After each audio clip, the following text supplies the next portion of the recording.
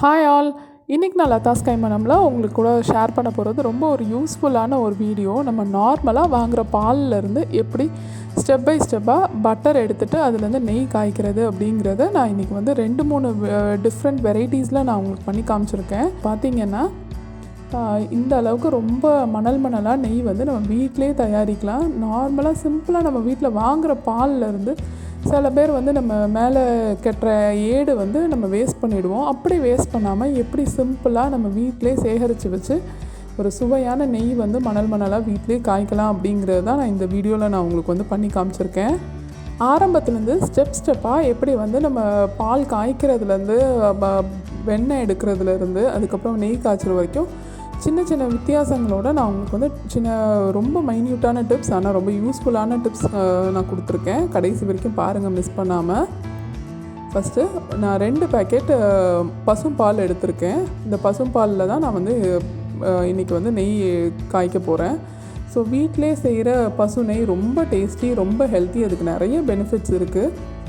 First நான் 2 packet பாலை வந்து நல்ல ஒரு அடிகனமான பாத்திரத்தில் நம்ம வந்து அடுப்பில் வச்சு காய்ச்சிடலாம்.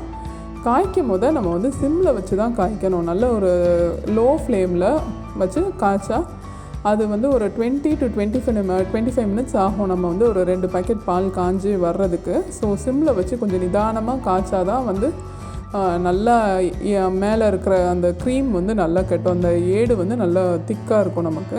இப்போ பாருங்கள், நான் காய்ச்சி ஆற வச்சுருக்கேன் பாலை. இப்படி ஆறின பாலை நான் வந்து திருப்பி ஒரு 2 hours கழித்து ஆறிடும் இல்லையா பால், அதுக்கப்புறமா திருப்பி கொஞ்சம் நேரம் வந்து நம்ம அடுப்பில் வந்து சிம் பண்ணி போடணும்.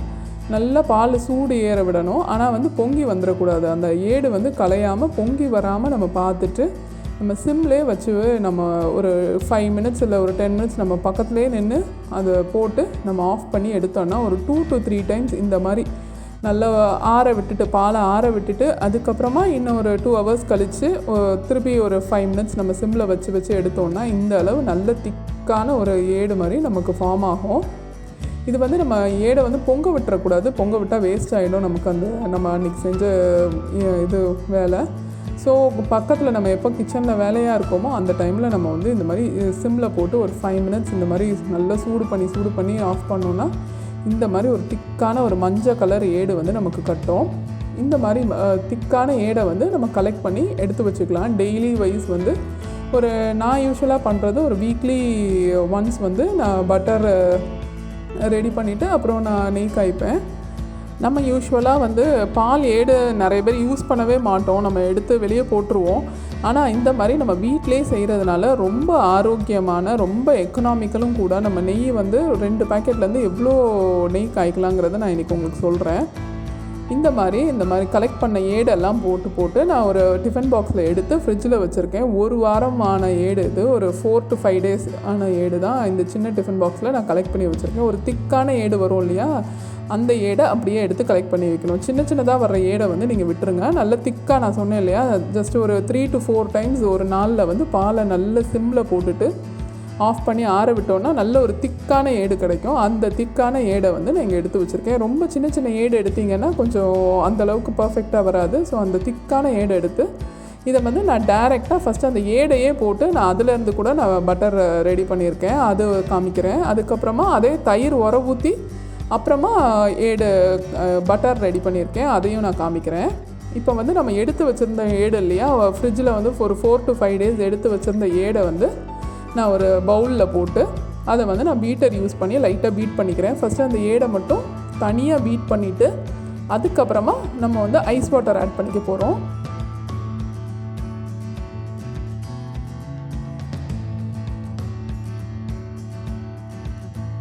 இந்த பவுலில் ஐஸ் வாட்டர் எடுத்து வச்சுருக்கேன். நல்லா ஐஸ் கூலாக இருக்கணும் நமக்கு வாட்டரு.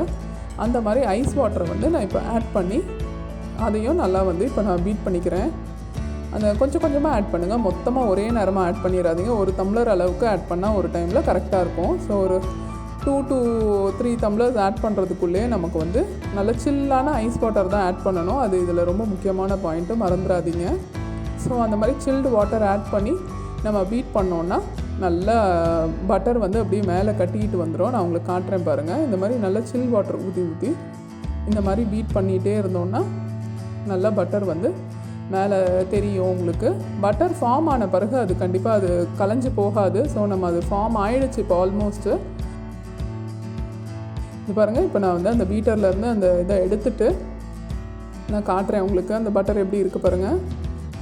இது பார்த்திங்களா எவ்வளோ அழகாக பட்டர் நம்ம இதுலேருந்து வந்திருக்கு. இது வந்து ப்ளெயினாகவே நம்ம ஆடை எடுத்து வச்சுருக்கோம் இல்லையா, அந்த ஆடையே அடித்த பட்டர் இது. இப்போ இந்த பீட்டரோட பிளேட்ஸை எடுத்துகிட்டு நம்ம வந்து கை போட்டு கொஞ்சம் அந்த பட்டரை மட்டும் திரட்டி அப்படியே எடுத்துடலாம். பார்த்திங்களா எவ்வளோ அழகாக வந்திருக்கு பார்த்திங்களா நம்மளோட வெண்ணெய். இது வந்து ப்ளெயினாக நம்ம வந்து ஆடையை வந்து ஊற்றாமலே வந்து எடுத்த பட்டர் இது. இதுவும் ரொம்ப நல்லாயிருக்கும். பர்ஃபெக்டாக பட்டர் மாதிரியே வந்து அதே டேஸ்ட் தான் இருக்கும் உங்களுக்கு. ஸோ இந்த மாதிரி நல்ல பட்டர் நம்மளை திரட்டி எடுத்துகிட்டு ஒரு ஐஸ் வாட்டர் வச்சுக்கோங்க. ஒரு பவுலில் ஐஸ் வாட்டருக்குள்ளே போட்டுட்டு நல்ல ஒரு 2 to 3 டைம்ஸ் அந்த தண்ணியை மாற்றி வாஷ் பண்ணிவிட்டு அதுக்கப்புறமா நம்ம எடுத்து ஒரு டிஃபன் பாக்ஸில் மாற்றிக்கலாம். பாருங்கள், இந்த வெண்ணெயில் இந்த இதில் இருந்து நம்ம ஃபுல்லத்தையும் அந்த பட்டர்லாம் கலெக்ட் பண்ணி எடுத்துட்டோம். இப்போது இதை வந்து ஒரு 2 to 3 டைம்ஸ் தண்ணி மாற்றி இந்த மாதிரி ஐஸ் வாட்டர்லேயே நல்லா வாஷ் பண்ணி எடுத்திங்கன்னா நல்ல ஒரு திக்கான ஒரு பட்டரை வந்து நமக்கு கிடச்சிரும். இப்போ பார்த்திங்கன்னா இந்த பாலில் இந்த இது வந்து நல்லா எல்லா வெண்ணெயுமே எடுத்துட்டோம். இப்போது இதில் வந்து 1 டீஸ்பூன் அளவுக்கு நம்ம வந்து தயிர் ஆட் பண்ணிவிட்டு இதை வந்து புளிக்க வச்சிடலாம். புளிக்க வச்சு ஒரு 8 hours கழித்து பார்த்திங்கன்னா இதை வந்து நம்ம மோராக யூஸ் பண்ணிக்கலாம். ரொம்ப நல்லாயிருக்கும். இந்த மோரில் நம்ம உப்பு ஆட் பண்ணி நம்ம குடிச்சிக்கலாம். பசு மோர் ரொம்ப டேஸ்ட்டாக இருக்கும். இப்போ பாருங்கள், இந்த மாதிரி நல்லா திரண்டு வர்ற வெண்ணெயை வந்து ஒரு 2 to 3 டைம்ஸ் தண்ணியில் வாஷ் பண்ணிவிட்டு இந்த மாதிரி நம்ம வந்து ஒரு பவுலில் கலெக்ட் பண்ணிக்கலாம். இது ஆல்ரெடி நான் எடுத்த வெண்ணெயும் இருக்குது இதில். இது வந்து இப்போ நான் ஃப்ரெஷ்ஷாக எடுத்துருக்கதையும் ஒரு 2 வாட்டி சேர்த்ததுக்கு அப்புறமா நான் வந்து நெய் காய்ச்சிருவேன். ஸோ இப்போ வந்து இந்த வெண்ணெயும் இதில் எடுத்து வச்சுட்டு நான் நைட் எடுத்தேன்னா ஃப்ரிட்ஜில் வச்சுட்டு நெக்ஸ்ட் டே காலையில் வந்து நம்ம நெய் காய்ச்சிடலாம். இது இந்த மாதிரி நம்ம வெண்ணெய் ரெடி பண்ணிக்கலாம். இப்போ நெக்ஸ்ட் மெத்தட் எப்படின்னா வந்து பாலில் ஆடை கலெக்ட் பண்ணுறோம் இல்லையா, அதை வந்து நம்ம ஊற்றி தயிராக மாற்றிட்டு அதுக்கப்புறமா அதிலேருந்து நம்ம வந்து நெய் காய்ச்சிக்க போகிறோம். இப்போ பாருங்கள், இந்த மாதிரி திக்கான ஏடு வந்தது இல்லையா, இதை வந்து நம்ம வந்து கலெக்ட் பண்ணி இந்த மாதிரி டிஃபன் பாக்ஸில் ஒரு 5 to 6 days நான் கலெக்ட் பண்ணி வச்சுருக்கேன். நான் சின்ன டிஃபன் பாக்ஸை வச்சு அப்பப்போ நான் ரெடி பண்ணிவிடுவேன். ஸோ இந்த மாதிரி கலெக்ட் பண்ணி வச்சுருக்கேன் பால் ஏடை. இது கூட நான் வந்து ஒரு டீஸ்பூன் இல்லை 2 டீஸ்பூன் அளவுக்கு தயிர் ஆட் பண்ணிவிட்டு அதை நம்ம வந்து ஊற்றிக்கலாம். இந்த ஏடு கூட இந்த தயிரை ஆட் பண்ணிவிட்டு ஊற்றி இது தயிர் ஆட் பண்ண பிறகு ஃப்ரிட்ஜில் வைக்க தேவையில்லை. அன்றைக்கி மட்டும் ஒரு 6 to 7 hours வெளியே வச்சுடுங்க. அப்போ தான் வந்து அது தயிராக மாறும். ஸோ இந்த மாதிரி ஏடுக்கு தயிர் ஊற்றிட்டு அதை வந்து வெளியே வச்சு ஒரு 7 to 8 hours இப்போ நைட்டு ஊற்றி வச்சோன்னா நாளைக்கு காலையில் நம்ம வந்து வெண்ணெய் எடுத்துடலாம். இப்போது இதில் வந்து நான் ஊற்றி வச்சுட்டு நெக்ஸ்ட் டே காலையில் இப்போ நான் வெளியே எடுத்திருக்கேன் இதை. இப்போ பார்த்திங்கன்னா இந்த இது வந்து நல்லா புளிச்சிருக்கும். இப்போ நம்ம வெண்ணெய் அடிக்கிறதுக்கு முன்னால் இதை வந்து ஒரு 1 hour நம்ம ஃப்ரிட்ஜில் வச்சுட்டும் எடுக்கலாம். இல்லைன்னா வந்து ஐஸ் கோல்டு வாட்டர் ஊற்றி ஆட் பண்ணியும் நம்ம வெண்ணெய் அடிக்கலாம். இப்போ நான் 1 hour வந்து நான் தயிர் ரெடி ஆனதை ஃப்ரிட்ஜில் வச்சுட்டு இப்போ நான் வெளியே பட்டர் அடிக்கிறதுக்காக எடுத்திருக்கேன். இப்போ பார்த்திங்களா நல்லா தெரியுது பார்த்திங்களா, அந்த தயிர்லாம் நல்லா ஃபார்ம் ஆகிருக்குது, நல்லா தெரியுது பாருங்கள். இப்போது இந்த வெண்ணெயிலேருந்து இந்த தயிர்லேருந்து நம்ம வந்து வெண்ணெய் ரெடி பண்ணிடலாம். இப்போ அதே மாதிரி பீட்டரில் நான் வந்து ரெடி பண்ணிக்க போகிறேன். ஸோ இதை ஆட் பண்ணிவிட்டு ஃபஸ்ட்டு இதை அப்படியே ஒரு 2 minutes வந்து நம்ம பீட் பண்ணிடலாம். பீட்டரில் பீட் பண்ணிவிட்டு அதே மாதிரி கொஞ்சம் ஐஸ் கோல்டு வாட்டர் வந்து ஆட் பண்ணிடலாம். இன்றைக்கி வந்து நான் வந்து 3 methods காமிச்சிருக்கேன். டைரெக்டாக பால் ஏடுலேருந்து பட்டர் எடுக்கிறது, அப்புறமா தயிர் ஊற்றி பட்டர் எடுக்கிறது, அதுக்கப்புறமா நான் வந்து மிக்சியில் வந்து பட்டர் எடுத்து காமிச்சிருக்கேன். இப்போ நான் வந்து ஐஸ் கோல்டு வாட்டர் ஆட் பண்ணியிருக்கேன். நல்லா சில்லுனா வாட்டர் ஆட் பண்ணிங்கன்னா உங்களுக்கு வந்து வெண்ணெய் டக்குன்னு திரண்டு வந்துடும். இப்போ ஐஸ் கோல்டு வாட்டர் ஆட் பண்ணிவிட்டு அதுவுமே வந்து நம்ம மொத்தமாக ஆட் பண்ணிடக்கூடாது. ஒரு டம்ளர் அட் அ டைம் வந்து ஆட் பண்ணி இந்த மாதிரி லைட்டாக பீட் பண்ணிக்கலாம். ஒரு 2-3 டம்ளர் ஆட் பண்ணுறதுக்குள்ளே நமக்கு வந்து வெண்ணெய் வந்துடும். நம்ம வச்சுருக்க குவான்டிட்டியை பொறுத்து நம்ம வெண்ணெய் நிறைய வச்சுருந்தோன்னா தண்ணி வந்து கூட கொஞ்சம் தேவைப்படும். நம்ம கொஞ்சமாக நீங்கள் ஃபஸ்ட்டு டைம் பண்ணி பார்க்குறீங்கன்னா ஒரு 3 to 4 days ஆன வெண்ணெயிலே பண்ணி பாருங்கள். ஈஸியாக உங்களுக்கு ரொம்ப டேஸ்டியான ஒரு வெண்ணெய் வந்து நம்ம வீட்டிலே ரெடி பண்ணிடலாம். இப்போ பார்த்தீங்கல்ல, நான் ஒரு 3 வாட்டி தண்ணி ஊற்றிருக்கேன். 3 சின்ன டம்ளர் அளவுக்கு தண்ணி ஊற்றிருக்கேன். அதில் எவ்வளோ அழகாக வெண்ணெய் வந்திருக்கு பார்த்தீங்கல்ல. இப்போ அதுலேருந்து பீட்டரோட பிளேட்ஸ் எல்லாம் வந்து நம்ம எடுத்துகிட்டு அதை வந்து அதில் இருக்க வெண்ணெயை நான் எடுத்து காட்டுறேன் உங்களுக்கு. இப்போ அந்த பீட்டரோட பிளேட்ஸ் வந்து நான் எடுத்துடுறேன். இப்போ இந்த பீட்டரோட பிளேட்ஸ் எல்லாம் ரிமூவ் பண்ணிவிட்டு நம்ம வந்து இதிலேருந்து வெண்ணெயை எடுத்துக்கலாம். அதுலேயும் பிளேட்ஸ்லேயும் நிறைய வெண்ணெய் ஒட்டி இருக்கும் லைட்டாக, அதெல்லாம் ரிமூவ் பண்ணிவிட்டு நம்ம வந்து இதிலேருந்து வெண்ணெயை நல்லா ரிமூவ் பண்ணிடுறோம். ஈஸியாக வந்துடும், நம்ம கரெக்டாக கைக்கு வந்து திரண்டு வந்துடும். நீங்கள் ஐஸ் வாட்டர் ஊற்றி அடிச்சிங்கன்னா ரொம்ப ஈஸியாக வந்துடும். இந்த மாதிரி நல்லா அழகாக திரண்டு வந்துடும். இதுலேயுமே உள்ளே வந்து அந்த மோர் இருக்கும், அந்த பட்டருக்குள்ளே வந்து அந்த சின்ன சின்ன இதில் மோர் இருக்கும். ஸோ நல்லா தண்ணியில் போட்டு வாஷ் பண்ணிக்கணும். ஒரு 2 to 3 டைம்ஸ் வந்து நல்லா ஐஸ் கோல்டு வாட்டரில் போட்டு வாஷ் பண்ணிங்கன்னா நல்லா அழகாக வந்து வெண்ணெய் வந்து திரண்டு வந்துடும். உள்ளே இருக்க அந்த மோரெல்லாம் நம்ம எடுத்துட்டோன்னா அந்த வெண்ணெய் வந்து புளிக்காமல் இருக்கும். நல்லா இந்த மாதிரி ப்ரெஸ் பண்ணி நான் அந்த ஐஸ் கோல்டு வாட்டரில் வாஷ் பண்ணி நம்ம வந்து வெண்ணெயை வந்து நல்லா அழகாக திரட்டி எடுத்துடலாம். இதையும் நம்ம வந்து ஒரு பவுலில் கலெக்ட் பண்ணி வச்சுக்கலாம். ஒரு டிஃபன் பாக்ஸில் கலெக்ட் பண்ணி வச்சுக்கிட்டா இது வந்து நம்ம வீட்டுக்கு தேவைக்கு கூட இந்த வெண்ணெயை நம்ம யூஸ் பண்ணிக்கலாம். நம்ம கிரேவிஸ் பண்ணும்போது ப்ரெட்ஸு அதுக்கெல்லாம் வந்து நம்ம இந்த வெண்ணெய் யூஸ் பண்ணிக்கலாம். வெண்ணெய் வந்து உடம்புக்கு ரொம்ப நல்லது.